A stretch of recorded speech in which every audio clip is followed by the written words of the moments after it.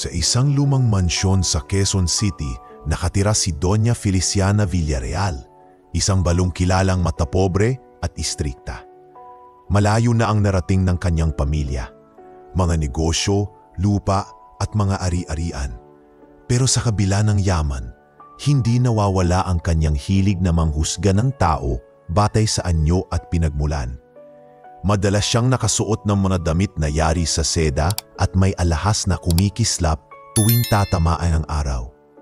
Kahit na matanda na, hindi kumukupas ang kanyang autoridad sa bahay at maging sa mga kapitbahay. Kapag naglakad siya sa hardin, lahat ng tauhan ay tumatayo at yumuyuko na tila ba may reyna silang pinaglilingkuran.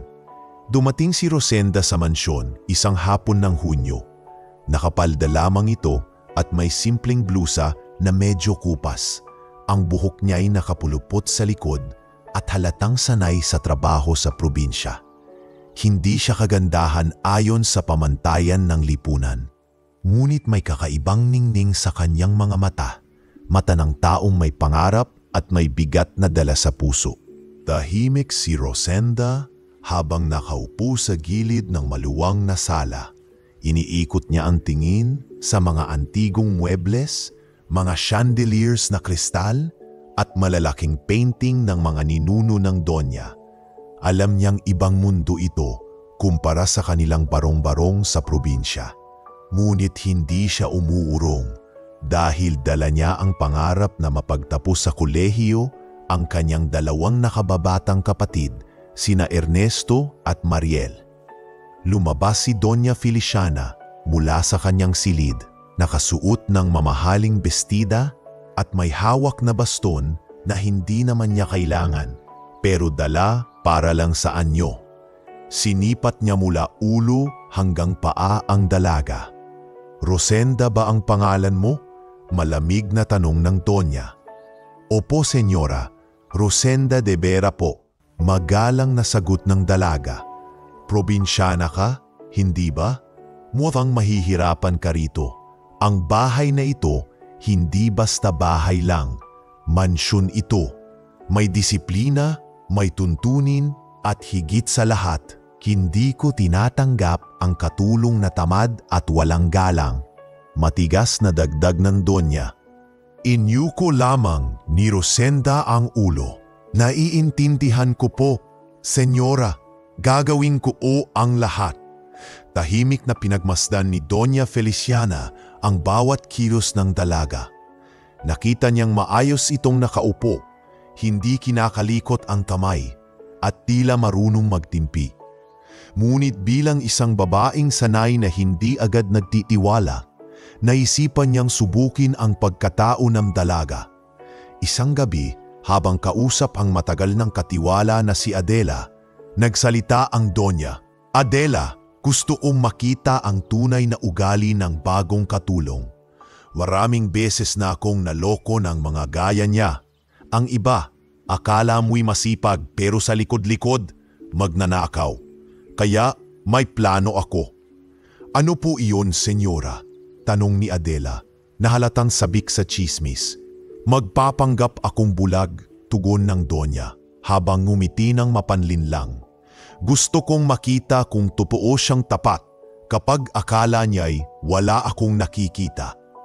Kinabukasan, paglabas ni Donya sa kanyang silid, nagkunwaring hindi makakita. Hinawakan niya ang baston na dati pamporma lamang, ngayon ay ginawa niyang parang gabay. Mabagal siyang naglakad sa gilid ng hagdan at halos mabitawan ang hawak na handrail. Agad namang tumakbo si Rosenda para alalayan siya. "Senyora, mag-ingat po kayo, baka po kayo madapa." Sigaw ni Rosenda sabay hawak sa braso ng matanda. Kunwaring nagkamali ng direksyon ang Donya at muntik mabangga sa aparador. "Pasensya na, Hidja. Hindi mo kasi alam, ako'y bulag." Mahina niyang sabi. Nagulat si Rosenda, ngunit hindi siya nagpakita ng panghihinayang o pagkabigla. Bagkus ay mas lalo niyang hinawakan ng Donya ng maingat. "Huwag po kayong mag-alala, senyora. Narito po ako para alalayan kayo." Tahimik na nagmamasid si Donya sa reaksyon ng dalaga. Wala siyang nakitang pag-iwas o pagkairita. Sa halip, ramdam niya ang sinseridad, pero hindi pa siya kumbinsido. Kailangan niyang mas matibay na ebidensya. Ilang araw ang lumipas. Nakikita ng Donya kung paanong masipag si Rosenda. Gumigising ng 6:00 para magwalis sa hardin, nagluluto ng agahan para sa mga tauhan at nag-aasikaso sa kanya. Hindi ito nagrereklamo kahit mahirap ang trabaho. Tahimik lang, ngunit may likas na kasipagan. Minsan habang nasa kusina, pinanood ni Donya mula sa sulok si Rosenda habang naglilinis. Hindi niya ito nakikita, pero dahil bulan ang kanyang pagpapanggap, alam niyang hindi siya alam na pinagmamasdan. Hindi ito nagtago ng pagkain o gumamit ng gamit ng may-ari. Sa halip, kumakanta pa ito ng mahihinang kundiman habang naglilinis. Mukhang iba ito. Bulong ng Donya sa sarili. Ngunit nanatili ang matandang hinala. Alam niyang minsan ang mga taong mabait sa simula, nag-iiba rin kalaunan. Kaya pinangako niya sa sarili na mas hihigpitan pa ang pagsubok. Isang gabi, habang nakaupo sila sa malaking sala, biglang nagsalita ang Donya. "Rosenda, hindi ko alam kung karapat-dapat ka sa bahay na ito. Marami na akong nakasama na nagsimula sa pagiging mabait, pero sa huli, tinraidor ako. Ipagpatuloy mo lang ang iyong ginagawa at titingnan natin kung tatagal ka." Nag-angat ng tingin si Rosenda. Halatang nagulat sa biglaang sabi ng Donya. Ngunit ngumiti siya ng mahinhin at sagot, "Senyora, wala po akong ibang hangad kundi makatulong at makapag-ipon para sa aking pamilya. Hindi ko po sisirain ang tiwala ninyo." Tinitigan siya ni Donya Feliciana at sa kabila ng kanyang pagpapanggap, may kakaibang init na unti-unting sumisilip sa kanyang puso. Bagay na matagal na niyang hindi naramdaman. Ngunit mabilis din niyang itinaboy ang damdamin.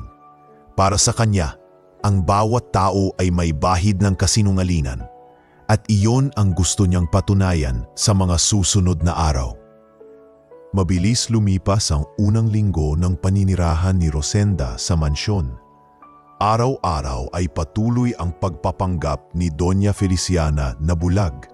At sa bawat araw ding iyon ay mas sinusubukan niya ang tiyaga at katapatan ng kanyang bagong katulong. Lagi niyang dala ang kanyang baston at bawat galaw ay sinasadya niyang gawing mahirap para makita kung paano tutugon si Rosenda. "Rosenda," tawag ng Donya, isang madaling araw, halos 3:00 pa lamang. "Pakigising ako, kailangan kong mag-init ng gatas. Hindi ako makakita, kaya ikaw ang bahala." Agad bumangon si Rosenda mula sa maliit na silid katabi ng kusina.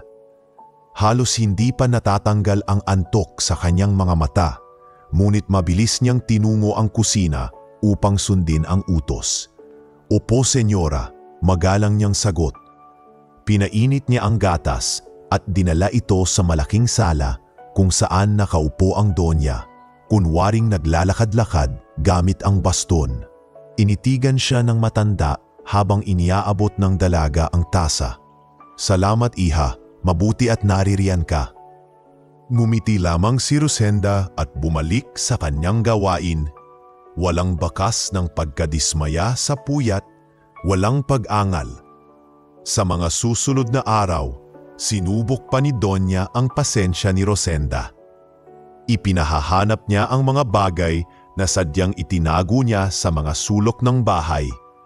Isang panyo na nilagay sa ilalim ng sofa, isang pitaka na itinago sa loob ng aparador.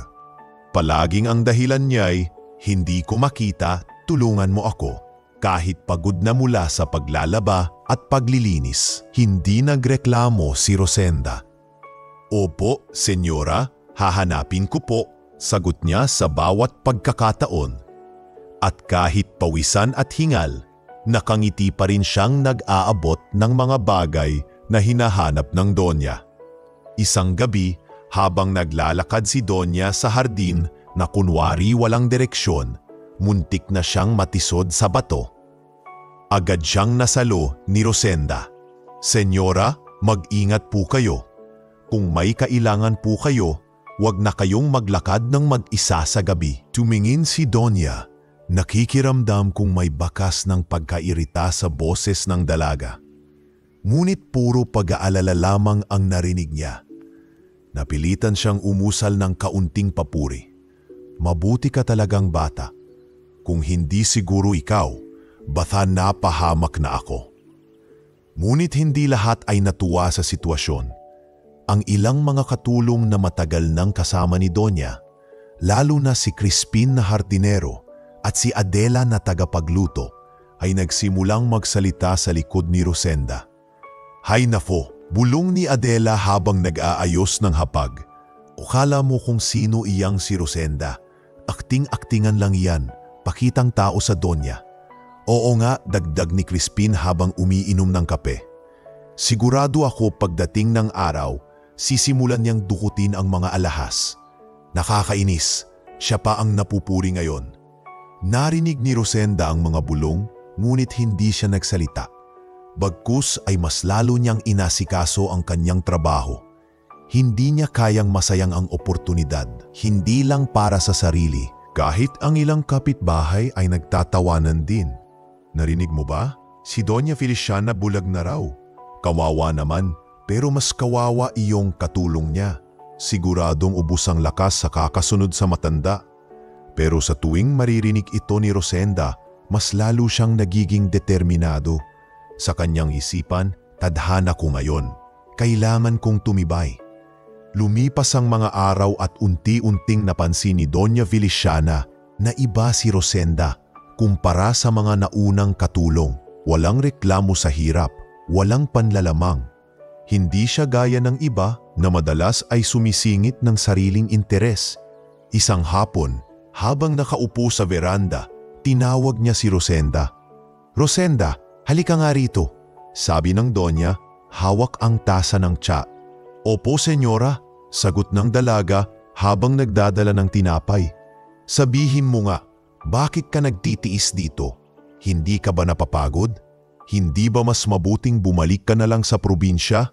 Ngumiti si Rosenda at mahinang sagot, "Napapagod din po, senyora. Pero apag naaalala ko ang mga kapatid kong si Ernesto at Mariel, nawawala ang bigat. Pangarap ko pong mapagtapos sila. Kung dito po sa inyo ako kikita ng sapat, wala akong dahilan para sumuko." Tahimik na napatigil si Donya. Hindi niya inaasahang ganoon kasimple at kasinsero ang sagot ng dalaga. Sa unang pagkakataon matapos ang matagal na panahon, nakaramdam siya ng kakaibang respeto. Mabuti," kanging nasabi niya. Bagaman sa loob-loob niya, unti-unti nang natutunaw ang kanyang pagdududa. Isang gabi bago matulog, kinausap niya ang sarili sa salamin habang inaalis ang kanyang mga hikaw. "Kakaiba ang batang iyon. Wala akong nakikitang panlilinlang, pero hindi ako dapat agad magtiwala. Marami na akong karanasang nagpatunay na lahat ng tao may itinatagong lihim." Kahit ramdam niyang may katapatan si Rosenda, nagpasiya pa rin si Donya Feliciana na ipagpatuloy ang kanyang pagpapanggap. Sa puso niya, gusto niyang malaman kung hanggang saan ang kayang tiisin ng dalaga. Gusto niyang siguraduhin na hindi lamang ito pakitang tao, kundi tunay na kabutihan. At sa mga sumunod na araw, mas pinahirap pa niya ang mga utos. Madaling araw na paggising, paulit-ulit na paghanap ng bagay na itinago at biglaang pagsubok ng tiwala. Ngunit sa bawat hakbang, isang bagay lang ang napansin niya. Si Rosenda, bagaman napapagod, ay nananatiling tahimik, mapagkumbaba at higit sa lahat, hindi nagrereklamo. Sa kabila ng kanyang paniniwalang lahat ng tao ay may kapintasan, nagsisimula ng mabasag ang matigas na pader sa puso ni Donya Feliciana. Ngunit imbes na lubos siyang magtiwala, mas lalo pa niyang pinamhawakan ang plano. Dahil para sa kanya, ang pinakamalaking katotohanan ay lumalabas lamang kapag masidhing sinusubok ang isang tao. At doon, tuluyan nang nabuo ang desisyon niya. Hindi pa sapat ang nakikita niya kay Rosenda. Kailangan pa niyan itong subukin ng mas matindi. Dumating sa mansyon si Marieta, pinsan ni Doña Feliciana. Isang hapon na mainit at tila ba sumasalamin sa init ng kanyang ugali. Nakasuot ito ng magarang bestida. May perla sa leeg at may kumpiyansang dala na parang siya ang tunay na may-ari ng bahay. Kilala si Marieta sa kanilang angkan bilang tuso at mapanlinlang. Laging may pakana upang mapasa kamay ang mana ng kanyang tiyahin. Pinsan, malakas na bati ni Marieta habang niyayakap si Doña Feliciana. Kumusta ka na? Nababalitaan ko ang iyong kalagayan. Kawawa ka naman at nawalan ka na ng paningin. Napangiti ng bahagya si Donya, kunwari hindi nakita ang mapanuksong tingin ng pinsan. Oo Marieta, mabuti na lamang at may katulong akong nag-aalaga sa akin. Siya si Rosenda.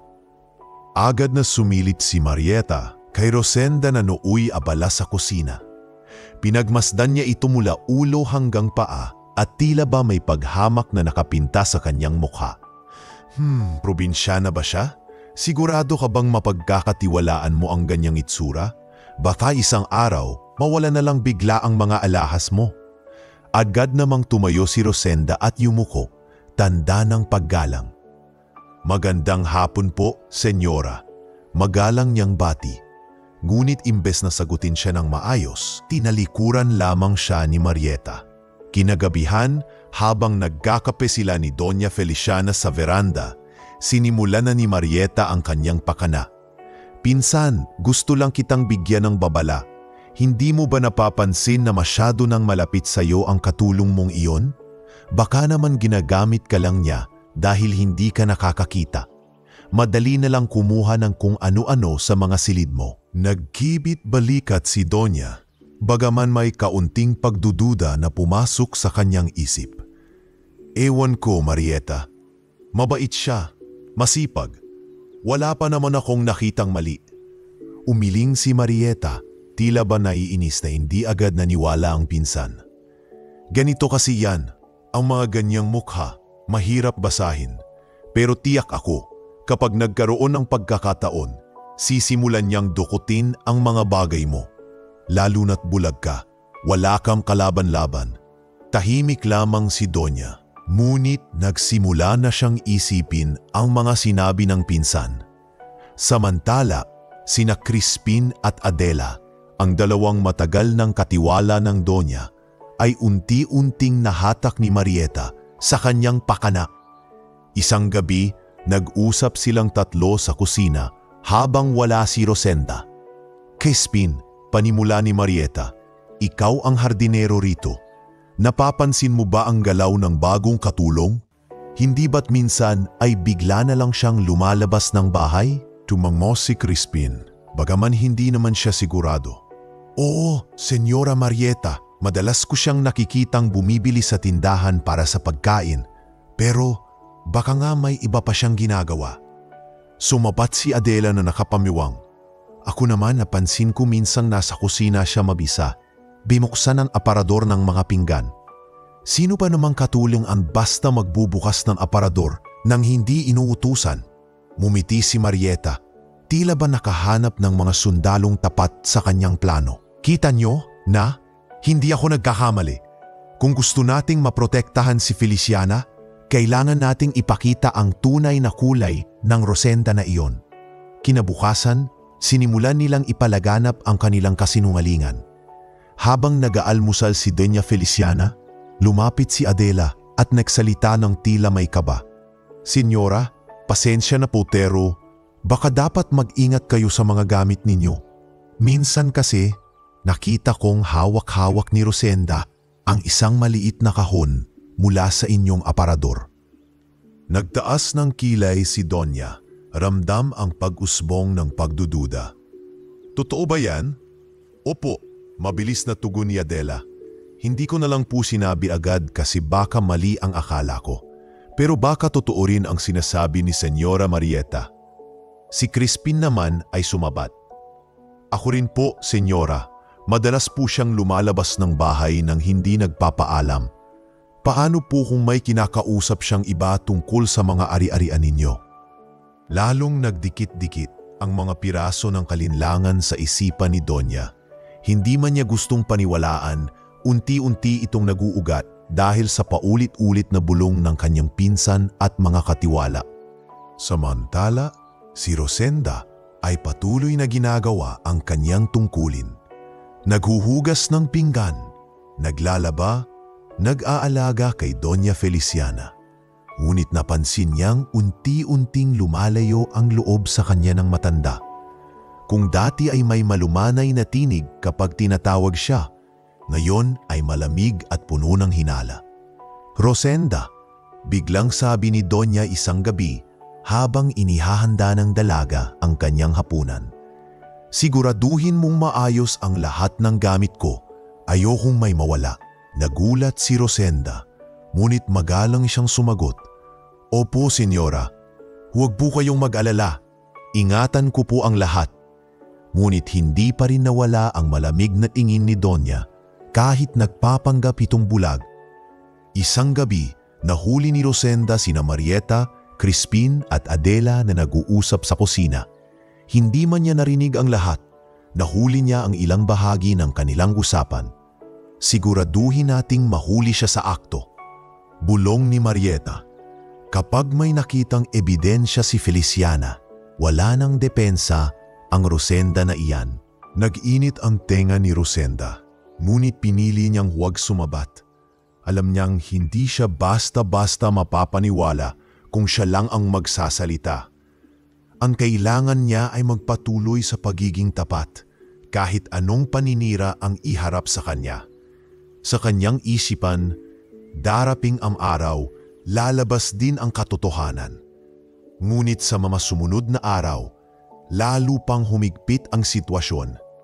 Lahat ng kilos niya ay pinagmamasdan, lahat ng salita'y sinusukat. Unti-unti, lumalaki ang impluensya ng mga kontrabida at si Doña Feliciana, bagamat may natitirang tiwala, ay nagsisimula na ring mahulog sa bitag ng kanilang kasinungalingan. At doon nagsimulang mabuo ang pinakamapanganib na laban ni Rosenda. Hindi laban sa trabaho, kundi laban sa mga taong gustong burahin siya sa mundo ng mansyon. Makalipas ang ilang linggo ng unti-unting paninira, napagpasyahan ni Marieta na gumawa ng mas matinding hakbang. Isang gabi, habang tahimik na natutulog si Rosenda sa kanyang maliit na silid malapit sa kusina, palihim na pumasok si Marieta. Maingat niyang binuksan ang aparador ng talaga at doon niya ipinasok ang ilang libong piso na kinuha niya mula sa sariling pitaka ni Doña Feliciana. Ngumisi siya habang binubulungan ang sarili. Bukod sa tamad, magnanakaw din ang ipapakita ko kay Feliciana. Kapag nakita niya ito, wala nang ligtas ang probinsyanang ito. Lumabas siya ng silid na parang walang nangyari at iniwan ang perang maingat na nakatupi sa bulsa ng palda ni Rosenda. Kinabukasan, habang nag-aanmusal ang lahat sa malaking hapag, biglang nagsalita si Marieta na may kasamang pang-akit. Pinsan, baka gusto mong ipasuri natin ang mga gamit ng iyong mga katulong. Hindi natin alam, baka may nawawala nang hindi natin napapansin. Tumamu si Crispin at agad na sumang-ayon. Tama po si Senyora Marieta. Baka nga po may mga bagay na nawawala at hindi natin alam. Sumang-ayon din si Adela. Mas mabuti ng sigurado, Senyora, kaysa mahuli sa bandang huli. Tumango si Doña Feliciana, hawak ang kanyang baston at umaktong nahihirapan. Kung gayon, halina't tingnan natin. Rosenda, lumapit ka rito. Agad na tumayo si Rosenda at naglakad papalapit. Hindi alam ang mangyayari. Halika, Hija, pakita mo sa akin ang bulsa ng iyong palda. Malamig na sabi ni Donya. Kinapa ng Donya ang bulsa ng dalaga at sa harap ng lahat, nahugot niya ang perang nakatupi. Ano ito? Malakas na tanong Donya, sabay taas ng mga papel de bangko. Nanlaki ang mata ni Rosenda at halos mabitawan ang tray ng kape na hawak niya. Senyora, hindi po akin iyan. Wala po akong ideya kung paano napunta sa bulsa ko ang perang iyan. Nanginginig ang tinig niya at halos maluha sa bigat ng akusasyon. Ngumisi si Marieta at mabilis na sumabat. Ayan na nga ang sinasabi ko, Feliciana.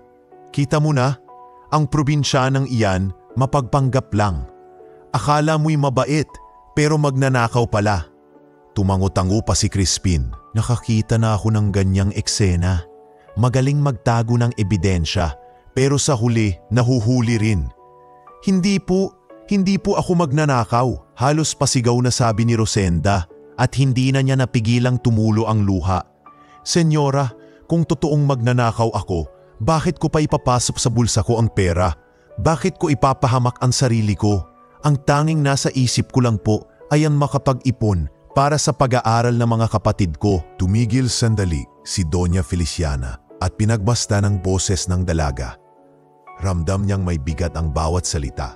May sakit, may galit, at higit sa lahat, may katapatan. Hindi ito ang uri ng tinig ng isang taong nagtatago ng kasalanan. Senyora, dagdag pa ni Rosenda habang nakatingin kay Donya, hindi ko po kailanman kayang gawin ang isang bagay na sisira sa inyong tiwala.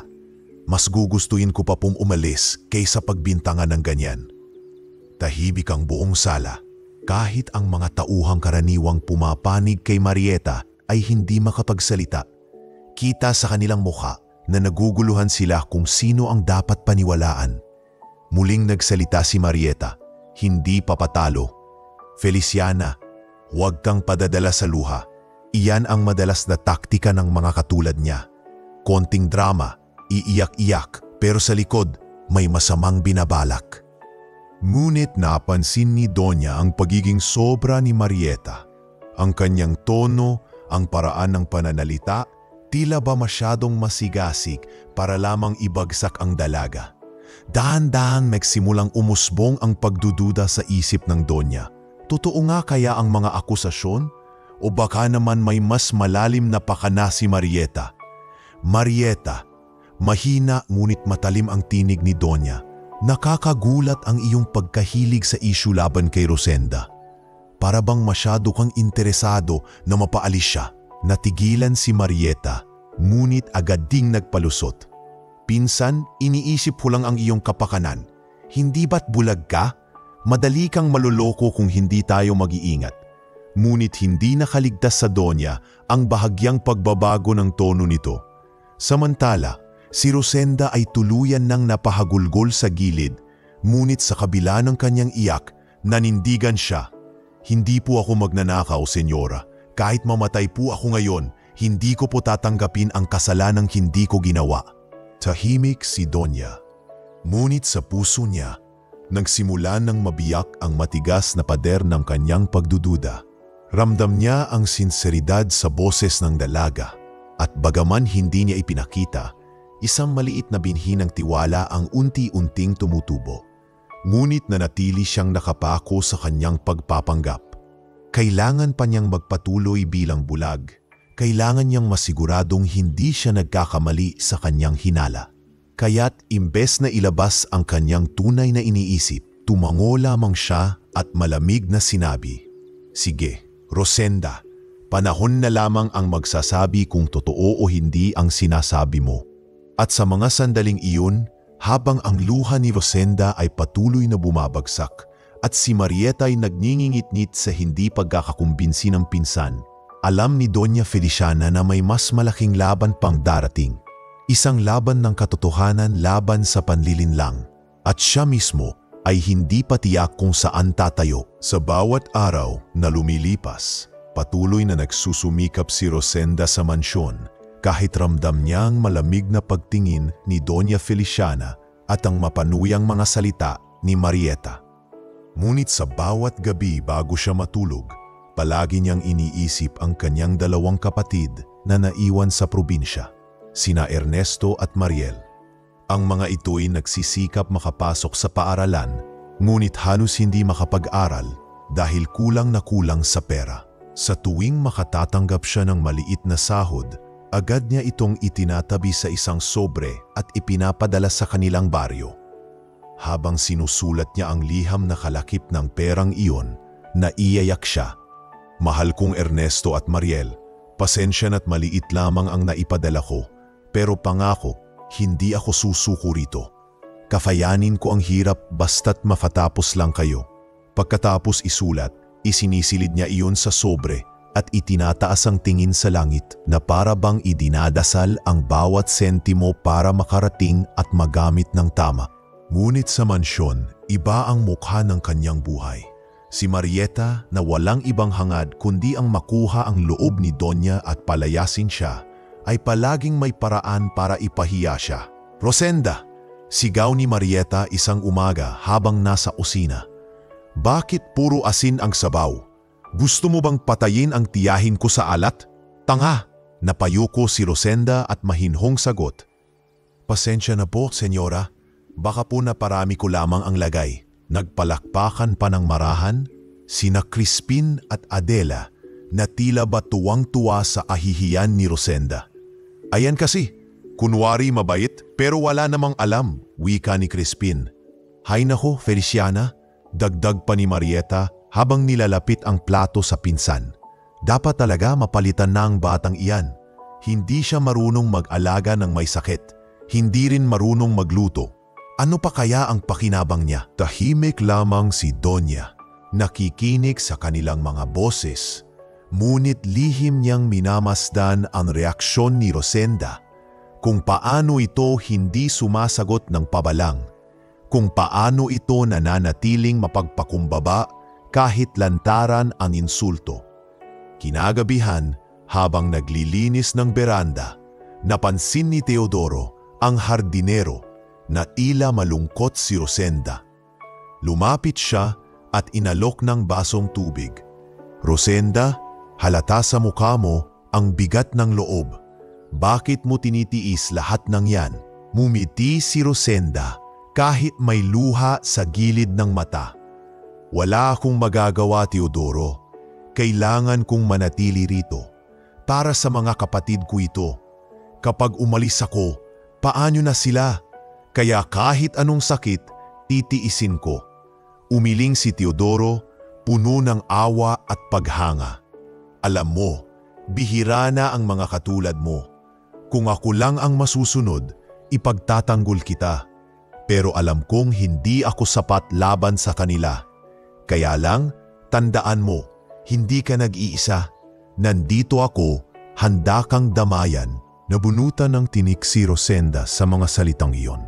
Sa unang pagkakataon simula nang dumating siya sa mansyon, naramdaman niyang may kakampi siya.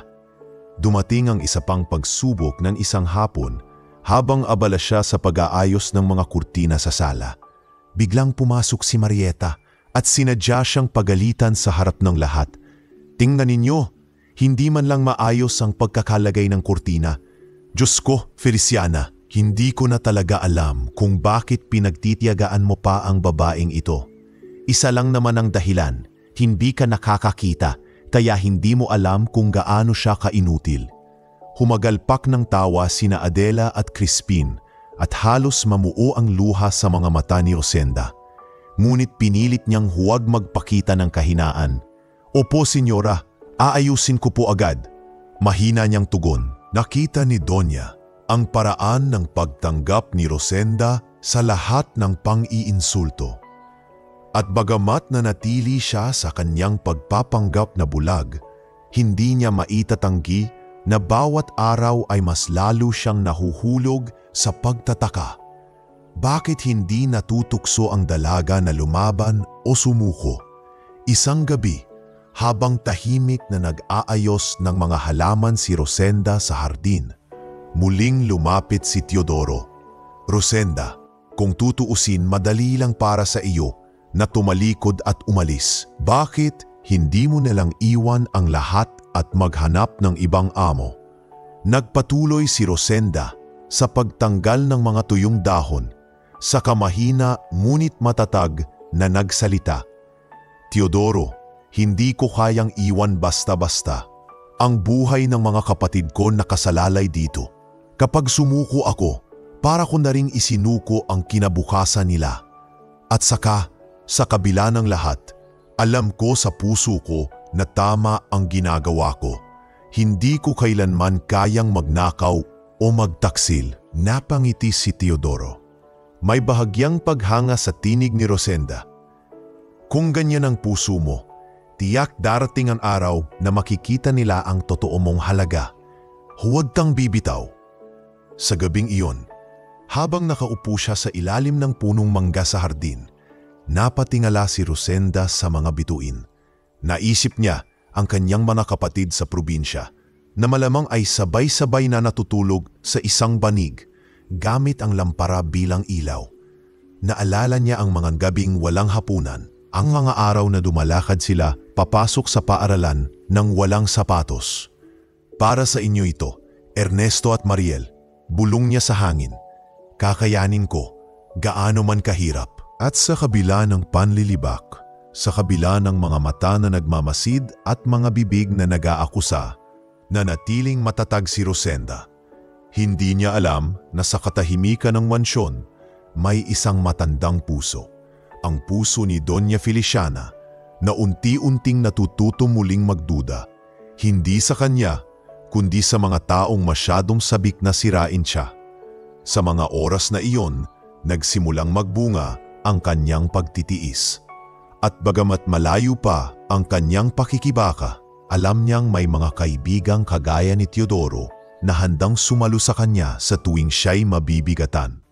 Sa gitna ng unos ng paninira, naroon pa rin ang ilaw ng pag-asa na patuloy na naglalagablab sa kanyang puso. Isang gabi, matapos ang mahabang araw ng gawaing bahay at pang-aalipusta mula kay Marieta at ng ibang kasambahay, humiga na si Rosenda sa kanyang maliit na silid. Ngunit hindi siya agad nakatulog. Ang isip niya ay puno ng pangamba at pagod. Naiisip niya ang mga kapatid sa probinsya at ang mga utos na halos pahirap na binibigay sa kanya ni Marieta. Sa katahimikan ng gabi, narinig niya ang kaluskos mula sa silid ni Doña Feliciana. Naisip niyang baka kailangan siya ng matanda, kaya't marahan siyang bumangon upang alamin. Dahan-dahan siyang lumapit sa pinto ng silid ng Donya. Bahagyang nakaawang ito, kaya't sumilip siya. At doon, halos hindi siya nakagalaw sa nakita niya. Nakaupo si Doña Feliciana sa tabi ng mesa, may kandilang nakasindi at hawak ang isang makapal na diary. Ang kanyang mga mata ay malinaw na sumusunod sa bawat salita na nakasulat sa mga pahina. Hindi siya bulag, hindi siya kailanman bulag. Halos mahulog ang panga ni Rosenda. Gusto niyang sumigaw, gusto niyang lapitan ng Donya at tanungin kung bakit, ngunit nanatili siyang tahimik. Inilingon ni Donya ang kanyang ulo na parang may nararamdaman, kaya mabilis na umatras si Rosenda at nagtago sa dilim ng pasilyo. Sa dibdib niya'y kumakabog ang puso at ang kanyang isipan ay puno ng mga tanong. Anong ibig sabihin nito? Bakit siya nagkukunwaring bulag? Para saan lahat ng ito? Bulong niya sa sarili habang bumabalik sa kanyang silid. Habang nakahiga, pinilit niyang isipin ang posibleng dahilan at unti-unting nabuo sa kanyang isip ang isang konklusyon. Sinusubok lamang siya ni Doña Feliciana. Kinabukasan, habang inihahanda niya ang agahan, tinitigan niya ang Donya na nakaupo sa mesa, kunwaring hindi makakita, nakahawak sa baston at hinihintay ang kanyang pagkain. Ngayon, alam na ni Rosenda ang totoo, ngunit pinili niyang manahimik. Rosenda, sabi ng Donya, pakikuha nga ng asukal, hindi ko kasi makita. Ngumiti si Rosenda. May halong pait at pagunawa. Opo, senyora. Heto po. Inilapit niya ang asukal na tila walang alam. Walang baas ng pagtataksil sa kanyang boses. Walang pagdududa. Sa puso niya, nakapagdesisyon na siya. Mas lalo siyang magpakatapat. Kung pagsusubok ang lahat ng ito, tatapusin niya hanggang huli. Lumipas ang mga araw at mas lalong naging malinaw kay Rosenda ang plano ng Donya.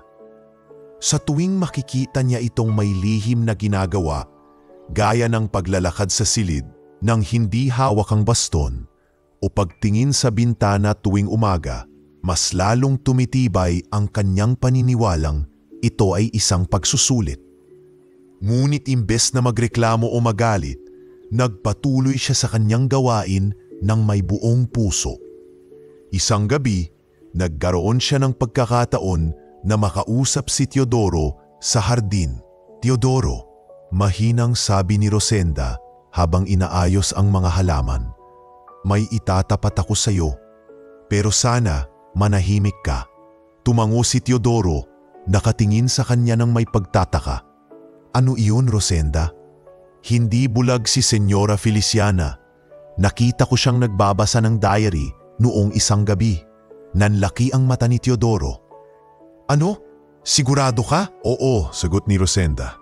"Sa una, gusto kong tanungin siya. Pero naisip ko, baka sinusubok lang niya ako, kaya pinili kong manahimik.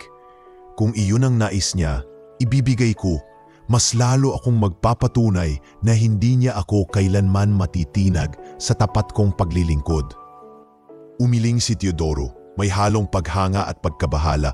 "Hindi ko alam kung bakit niyang ginagawa yan, pero tama ka. Kung susubok siya, mas mabuting ipakita mo na matatag ka. Baka sa huli, iyon ang magligtas sa'yo."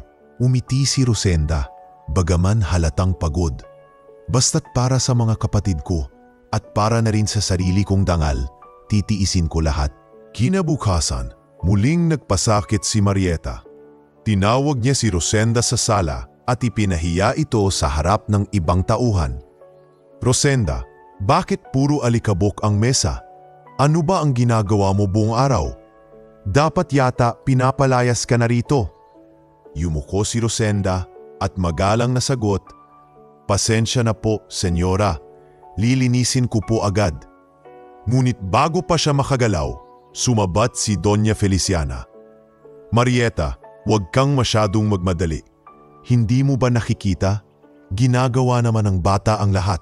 Napatingin si Marieta sa pinsan, nagtataka. "Feliciana, ipinagtatanggol mo pa rin siya kahit may mga pruweba na siyang magnanakaw?" Tahimik si Donya at hindi na sumagot. Ngunit sa loob-loob niya, nagsisimula na siyang malito. Nakikita niya ang kabutihan ni Rosenda at hindi niya makalimutan ang paminsang pagtulo ng luha nito noong pinagbibintangan. Ngayon, kahit nagtatago siya sa kanyang pagpapanggap, unti-unti niyang nakikita ang liwanag ng katotohanan. Habang si Rosenda naman ay patuloy na nagtatrabaho, mas pinili niyang gawing inspirasyon ang nalaman niyang lihim. Para sa kanya, ito'y isang paalala na hindi lahat ng bagay ay kailangan niyang ipaglaban sa salita. Minsan, mas mabisa ang pananatili sa tamang landas kahit gaano kahirap. Tuwing gabi habang nagdarasal bago matulog, bulong niya sa sarili, "Kung ito ang paraan ng Diyos para subukin ang aking puso, tatanggapin ko. Hindi ko sisirain ang tiwala na ibinibigay niya sa akin. Hindi ako susuko." At sa kabila ng lahat ng kasinungalingan at panlilinlang na nakapaligid sa kanya, naging mas matibay si Rosenda. Ang kanyang katahimikan ay naging sandata at ang kanyang katapatan ay naging ilaw na unti-unting naglalapit kay Doña Feliciana sa isang matinding desisyong babago sa lahat ng nakapaligid sa kanila. Isang maulang gabi, muling nagtipon sa kusina sina Marieta at Crispin. Nakasandal si Marieta sa lumang aparador habang nakabusangot at si Crispin naman ay nakatingin sa paligid upang masigurong walang ibang makakarinig. "Crispin, matagal na tayong nagtatangka pero hindi pa rin natatanggal si Rosenda sa bahay na ito. Kung hindi tayo kikilos ngayon, baka tuluyang makuha niya ang loob ni Feliciana. At kapag nangyari iyon, tiyak mawawalan ako ng lugar dito." Bulong ni Marieta. Nagngisi si Crispin. Inilabas ang maliit na kahong yari sa pelus na may lamang mga hikaw at kwintas ng Donya. Kung ganun, ito na ang paraan. Kukunin natin ang mga alahas ng Donya at ilalagay natin sa mga gamit ni Rosenda. Sigurado, kapag nakita ito, wala na siyang kawala. Tumawa si Marieta ng mahina. Eksakto, kapag nahuli siya, mapapalayas siya agad at ako naman ang muling magiging pinakamalapit kay Feliciana. Nagkasundo silang dalawa at maingat na isinagawa ang plano. Kinabukasan, bago pa magising si Rosenda, pumasok si Crispin sa kanyang silid at lihim na inilagay ang kahon ng alahas sa ilalim ng kanyang unan. Nang sumapit ang umaga, kumalat agad ang balitang nawawala ang alahas ng Donya. Mabilis na pumilos si Marieta at nagpanggap na balisang-balisa. "Pinsan! Feliciana!" sigaw ni Marieta habang papasok sa silid ng Donya. "Nawawala ang iyong mga alahas. Ang kahon ng mga mamahalin mong hiyas, wala na sa aparador." Nagpanggap na nagulat si Donya Feliciana, hawak ang kanyang baston at umaktong hindi makakita. "Ano? Paanong mangyayari yon? Sino ang makakakuha?" Agad na sumabat si Crispin, na tila ba alam na agad ang sagot. "Senyora, hindi ko po intensyong manira, pero baka dapat tingnan natin ang mga gamit ni Rosenda. Siya lang naman po ang may oras na pumasok sa loob kagabi." Nagkunwari si Marieta na tila nagdadalawang isip pa. "Pinsan, ayokong maniwala, pero baka nga tama si Crispin. Kahapon pa kita binabalaan tungkol sa kanya. Utos si Donya. Sige, tawagin si Rosenda." Dumating si Rosenda, bitbit ang isang basket ng mga hinugasang damit. Nagulat siya nang makita ang lahat ng tauhan ay nakapaligid sa sala at ang Donya, si Marieta at si Crispin ay nakatingin sa kanya. "Rosenda," malamig na wika ni Donya, "may nawawala sa mga alahas ko. Kailangan naming suriin ang iyong mga gamit." Nanlaki ang mata ni Rosenda. "Senyora, hindi po ako magnanakaw, pero kung iyan po ang gusto ninyo, wala po akong itatago." Agad na nagpunta si Crispin sa silid ni Rosenda at doon, sa ilalim ng kanyang unan, natagpuan ang kahon. Ipinakita niya ito sa lahat. "Heto po, senyora, nasa silid niya mismo." Halos mabitawan ni Rosenda ang dala niyang basket. "Hindi po, hindi ko alam kung paano napunta iyan doon. Hindi po ako magnanakaw, senyora." Tumulo ang kanyang luha habang nagmamakawa. Kitang-kita naman ang ebidensya. Wika ni Marieta na puno ng pang-uuyam. "Huwag ka nang magpaliwanag, Rosenda. Iyan ang sinasabi ko sa iyo, Feliciana. Ang probinsyana mong kinampihan, magnanakaw pala." Nagmingit si Crispin. Dapat lang siyang palayasin. Hindi siya karapat-dapat manatili dito. Ngunit bago pa makapagsalita si Donya, sumingit si Teodoro. Pumasok siya sa sala. Basang-basa pa ng ulan dahil galing siya sa hardin. "Sandali lang," sigaw niya. "Hindi ko kayang manahimik." Nagulat ang lahat. Lumapit siya kay Donya at tinitigan ang mga kasambahay. "Senyora, hindi ko po alam kung paano napunta ang mga alahas sa silid ni Rosenda, pero isa lang ang alam ko, hindi siya magnanakaw. Sa araw-araw na kasama ko siya rito, nakita ko kung paano siya magsakripisyo, kung paano siya umiiyak sa gabi dahil sa pang-api. Pero kahit kailan, hindi ko siya nakitang kumuha ng kahit anong hindi sa kanya. Hindi totoo ang..." Ngunit mabilis na humontra si Marieta. "At bakit naman maniniwala tayo sa hardinerong ito? Malamang kakampi siya ng magnanakaw." "Hindi," matapang na sagot ni Teodoro. "Kilala ko ang isang taong may malasakit. Kung tunay na magnanakaw si Rosenda, matagal na siyang tumakas. Pero heto siya, araw-araw nagtatrabaho ng walang reklamo. Kung sino man ang may pakana nito, siguradong nais lang siyang siraan." Tahimik na nakikinig si Donya Feliciana. Hawak ang baston. Bahagyang nakatungo. Sa kanyang isipan bumalik ang alaala ng mga gabing nakita niya si Rosenda na walang pagod sa pag-aalaga. Ang mga gabing naririnig niya itong umiiyak ng palihim habang nagdarasal. Senyora, umiiyak na pakiusap ni Rosenda. Wala po akong kinalaman dito.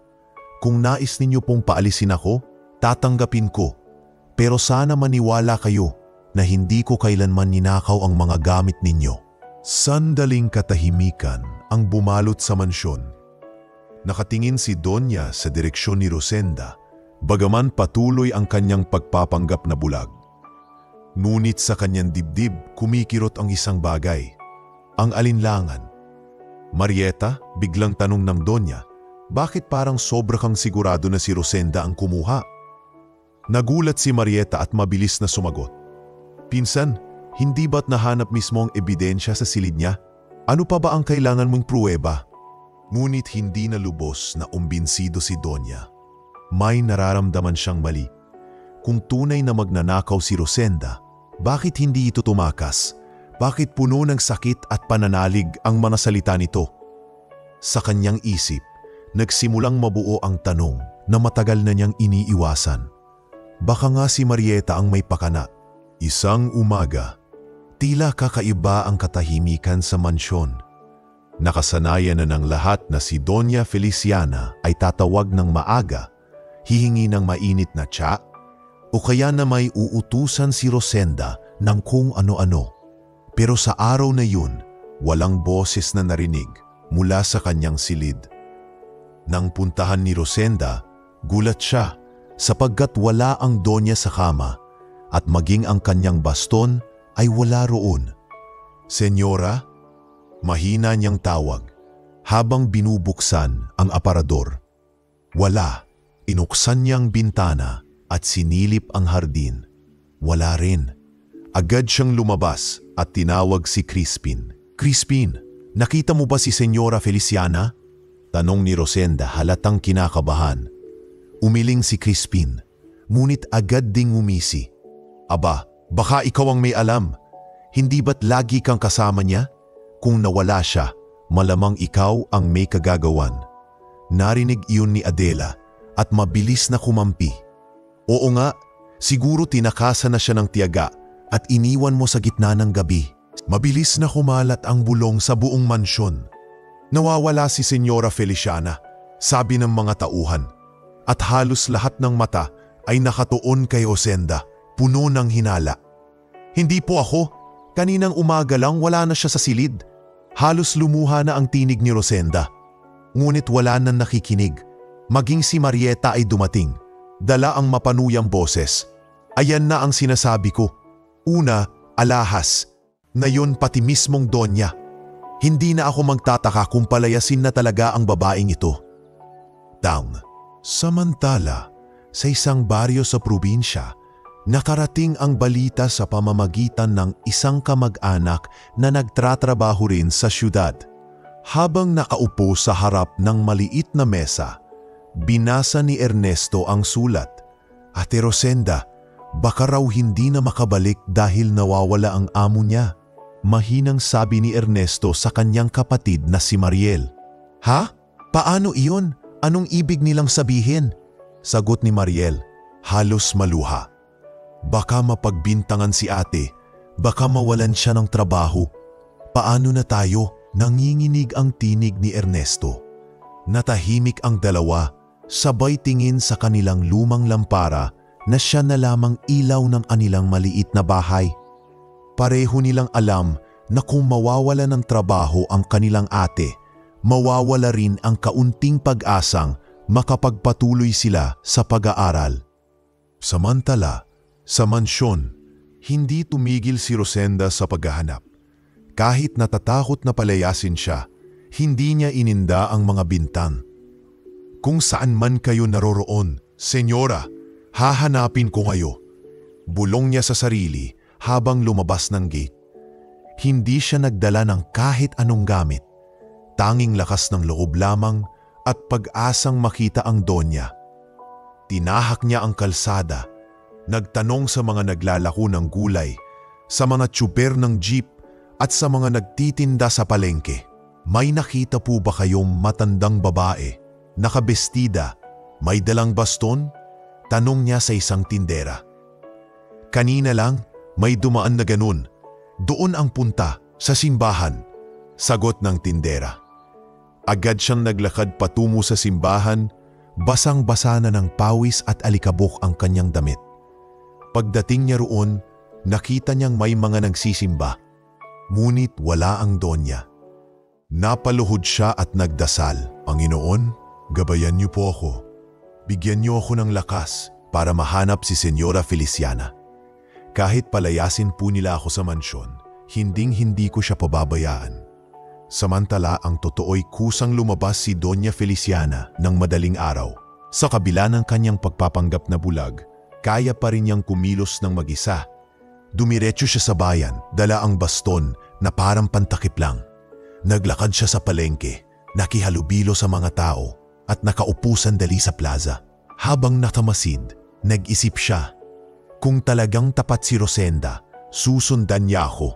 Kung hindi, iiwan niya ako at pipiliing iligtas ang sarili niyang pangalan. Ngunit sa loob-loob niya, habang lumilipas ang oras, hindi niya maiwasang makaramdam ng kaba. Paano kung mali ang kanyang hinala? Paano kung tunay ngang si Rosenda ay wala ring pakialam? Makalipas ang ilang oras, sa isang eskinita narinig ng Donya ang isang tinig. "Senyora! Senyora Feliciana!" Napalingon siya at muntik nang mabitawan ang kanyang baston. Doon na nakita si Rosenda, hingal na hingal, pawisan at may luha sa mga mata. "Salamat po at nakita ko kayo," sabi ni Rosenda habang lumalapit. "Kanina pa po ako naghanap. Sabi nila sa mansyon, baka ako raw ang may kasalanan. Pero hindi ko po inalintana. Ang mahalaga, ligtas kayo." Tinitigan siya ni Donya, hindi makapagsalita. Ramdam niya ang bigat ng boses ni Rosenda, puno ng katapatan at pag-aalala. "Rosenda, bakit mo ako hinanap?" Mahina niyang tanong. "Dahil kayo ang amo ko, senyora. At higit sa lahat, tao po kayong kailangan ng kasama. Kahit papalayasin nila ako bukas, hindi ko po hahayaang mapahamak kayo." Sandaling katahimikan ang bumalot. Sa unang pagkakataon, napalunok si Doña Feliciana at napikit ang mga mata. Sa kanyang puso, ngunit hindi pa rin niya ipinakita ang lahat. Tumalikod siya at marahang nagsalita, "Halika na, Rosenda, iuwi mo na ako." At sa gabing iyon, habang magkasama silang naglakad pabalik sa mansyon, alam ni Rosenda na kahit hindi niya aminin, nakita na ng Donya ang katotohanan ng kanyang puso. Ngunit alam din niyang hindi pa tapos ang laban dahil sa loob ng mansyon, naghihintay ang mga matang sabik na makita siyang tuluyang bumagsak. Isang hapon, muling pinatawag ni Marieta ang lahat ng tauhan sa malaking sala ng mansyon.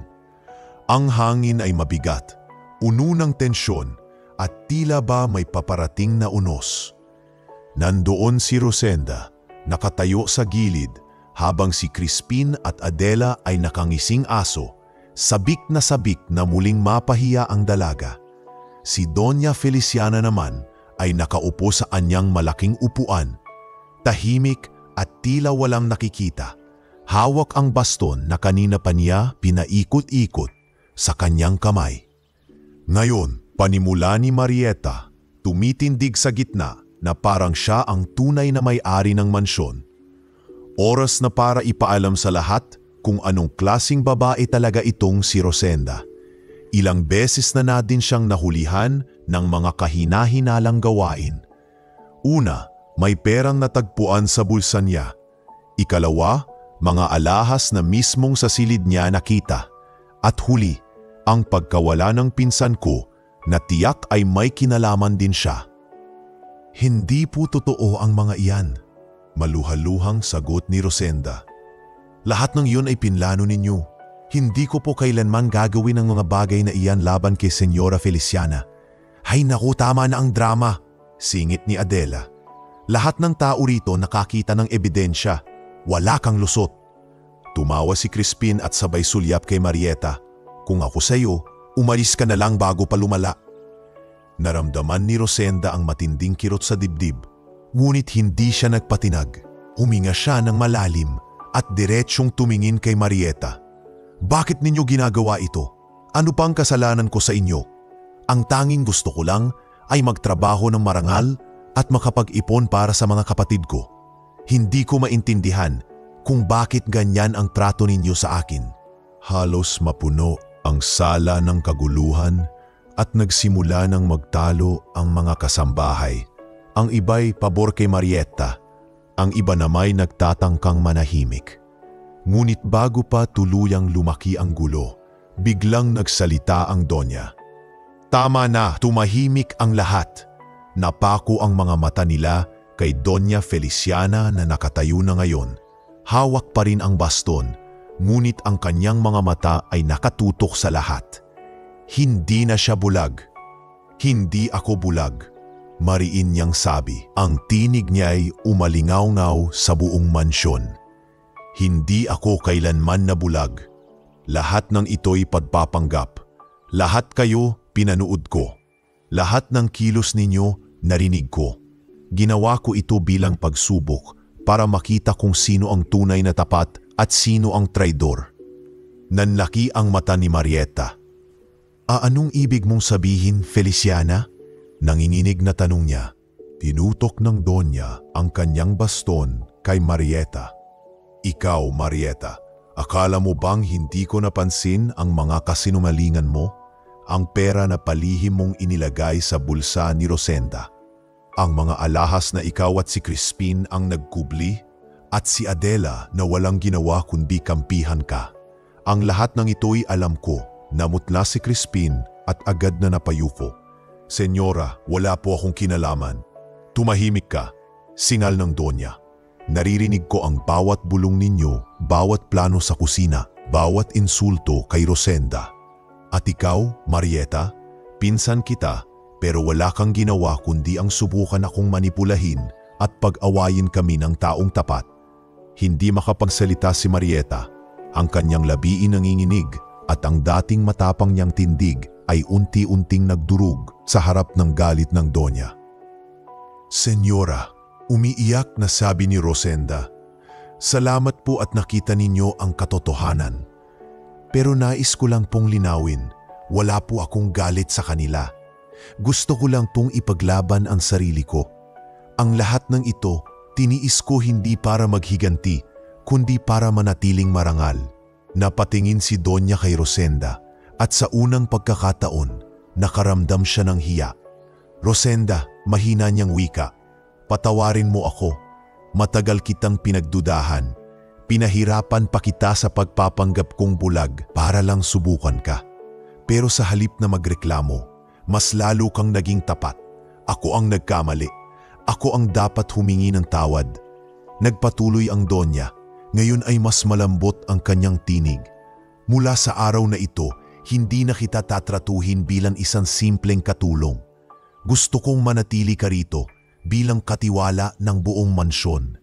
At higit pa ron, ituturing na rin kitang parang anak na hindi ko nagkaroon. Nanlaki ang mata ni Rosenda, halos hindi makapaniwala. Senyora, hindi ko po alam ang sasabihin ko. Sabihin mo lang na tatanggapin mo ang bagong simula, tugon ng Donya, sabay hawak sa kamay ng dalaga. Samantalang si Marietta ay lumuhod, umiiyak at nagmamakaawa. Feliciana, pinsan, patawarin mo ako. Hindi ko alam ang pumasok sa isip ko. Gunit mariing umiling si Donya. Hindi ko hahayaang milimong sirain ang kapayapaan sa tahanang ito. Umalis ka sa mansyon ko, ikaw at ang dalawang kasabwat mo. Hindi na kayo babalik pa.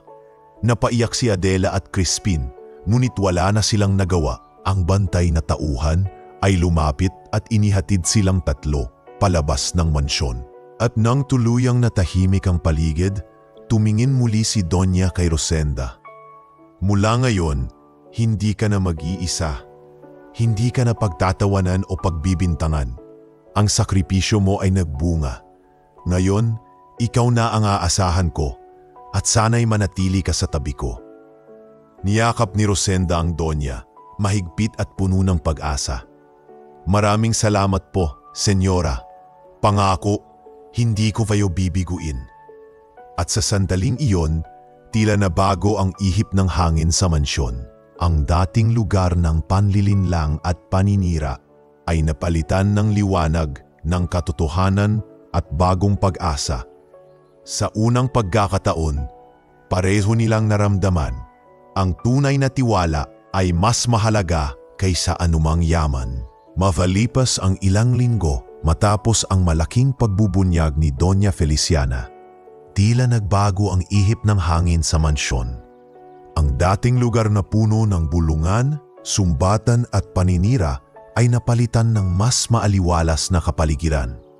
Naging mas tahimik ang bawat araw at sa unang pagkakataon, naramdaman ni Rosenda na hindi na siya naglalakad sa mga pasilyo na may matang laging nagbabantay para siraan siya. Isang umaga, pinatawag siya ni Doña Feliciana sa malaking sala. Nakaupo ang matanda sa kanyang paboritong silya, nakadamit ng marangal, ngunit simple lamang kumpara sa nakasanayan niyang mamahaling kasuotan. Katabi nito ang isang makapal na dokumento at ilang sobre. "Rosenda," panimula ni Donya habang tinititigan ng dalaga.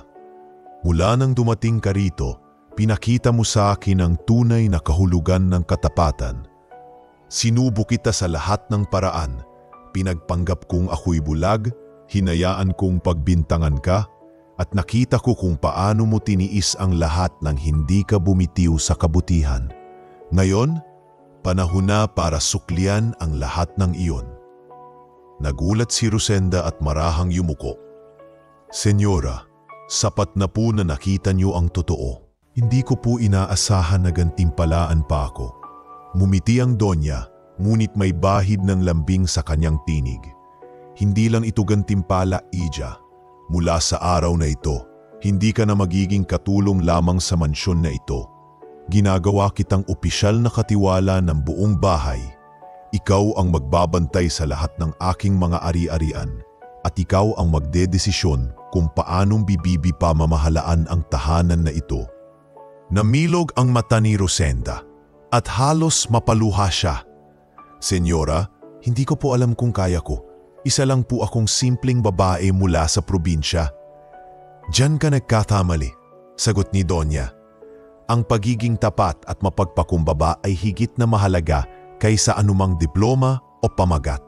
At iyon ang meron ka, kaya alam kong ikaw ang nararapat." Di nagtagal, tinawag din ng Donya ang dalawang kapatid ni Rosenda mula sa probinsya. Dumating si Ernesto at Mariel, kapwa nakasuot ng simpleng damit, halatang nahihiya sa laki ng mansyon. "Ate," sigaw ni Mariel habang yumayakap kay Rosenda, "hindi kami makapaniwala na nandito kami sa ganitong lugar." Napaluha si Rosenda at mahigpit na niyakap ang kanyang mga kapatid. "Mga kapatid ko, ipinangako ko sa inyo na gagawin ko ang lahat para sa kinabukasan ninyo. Ngayon, natupad na ang pangarap ko." Lumapit si Doña Feliciana at iniabot ang dalawang sobre. "Mga anak, mula ngayon, ako na ang sasagot sa pag-aaral ninyo. Hindi na ninyo kailangang mag-alala kung paano makakapasok sa eskwela. Isusubsob ko kayo sa pinakamagandang paaralan dahil iyon ang dapat na maging kapalit ng katapatan ng inyong ate." Halos sabay na nagpasalamat sina Ernesto at Mariel at halos hindi makapaniwala sa biyayang natanggap nila. Samantala, sina Marieta, Crispin at Adela ay matagal nang pinaalis sa mansyon. Walang isa man sa kanila ang nagbalik. Narinig na lamang nila mula sa ibang tao na unti-unting bumagsak ang kanilang kabuhayan dahil sa mga maling desisyon at kawalan ng tiwala sa isa't isa. "Wala nang lugar sa buhay ko ang mga traidor," mariing sabi noon ni Doña Feliciana. "Ang mansyon kong ito para lamang sa mga taong marunong magpahalaga ng katapatan." At ganoon nga ang nangyari. Lumipas ang mga buwan at unti-unting gumaan ang pakiramdam ni Doña Feliciana. Madalas niyang sabihin kay Rosenda, "Hindi ko akalain na matututo pa ako sa isang tulad mo. Rosenda, natutunan kong hindi lahat ng mahirap ay traidor. Ang mga tulad mo na marangal at may dangal, sila ang tunay na mayaman sa puso." Ngumiti si Rosenda at sagot niya, "Senyora, lahat tayo ay may kahinaan at tukso. Pero kung pipiliin lang natin ang maging tapat, mas malayo ang mararating natin. At higit sa lahat, mas magiging payapa ang ating puso. Sa kalaunan, naging maayos ang lahat. Ang mansyon ay napuno ng malasakit at pagkakaunawaan. Ang mga tauhan ay naging mas masigla sa kanilang trabaho dahil alam nilang ang katiwala nila. Si Rosenda ay hindi nanlalamang. Si Teodoro na minsan ay tanging kaibigan lamang ni Rosenda sa gitna ng unos, ay mas naging malapit sa kanya, palaging nariyan upang sumuporta. Rosenda, minsang sabi ni Teodoro habang nagtatanim sila sa hardin, ibang-iba ka na ngayon. Dati, lagi kang umiiyak sa gabi. Pero ngayon, nakikita ko sa iyo ang lakas at tapang. Karapat-dapat ka talaga sa lahat ng ito. Ngumiti si Rosenda, nakatingin sa malawak na hardin. Hindi ko akalain na darating ang araw na mararamdaman kong may halaga pala ako. Pero kahit ano paman ang dumating, hindi ko makakalimutang manatiling mapagpakumbaba. Dahil iyon ang itinuro sa akin ng lahat ng pinagdaanan ko. At sa huli, naging bagong yugto ang buhay sa mansyon ni Doña Feliciana. Mula sa pagiging lugar ng intriga at kasinungalingan, ito'y naging tahanan ng pagtitiwala, malasakit at pagmamahalan. Si Doña Feliciana ay muling natuto ng aral na matagal na niyang nakalimutan, na ang yaman at ari-arian ay walang saysay kung wala kang taong mapagkakatiwalaan. Si Rosenda, na minsan ay isang simpleng probinsyana lamang na may pangarap, ay naging ilaw ng mansyon, hindi bilang katulong, kundi bilang katiwala, kaibigan at halos anak na rin. At sa kabila ng lahat ng biyaya, pinili niyang manatiling mapagpakumbaba, tahimik at tapat sa kanyang tungkulin. At mula noon, namuhay silang lahat ng mas payapa, mas may malasakit at mas may tiwala sa isa't isa. Isang patunay na ang tunay na kayamanan ay hindi nasusukat sa ginto, kundi sa katapatan at kabutihan ng puso. Maraming salamat sa inyong pagtutok hanggang sa dulo ng ating kwento. Ang pinagdaanan ni Rosenda at ni Doña Feliciana ay nagsilbing paalala na ang tunay na yaman ay hindi nasusukat sa dami ng alahas o pera, kundi sa katapatan at kabutihang loob na hindi matitinag ng tukso. Kung natapos mo ang kwento, mag-iwan ka ng isang salita sa comments na katapatan upang malaman naming kasama ka hanggang dulo. Huwag kalimutang mag-like at mag-subscribe, at taos puso kaming nagpapasalamat sa inyong lahat, lalo na sa mga patuloy na sumusuporta at nagbabahagi ng oras para sa ating mga kwento. Kayo ang tunay na inspirasyon kung bakit patuloy naming ginagawa ang ganitong mga istorya.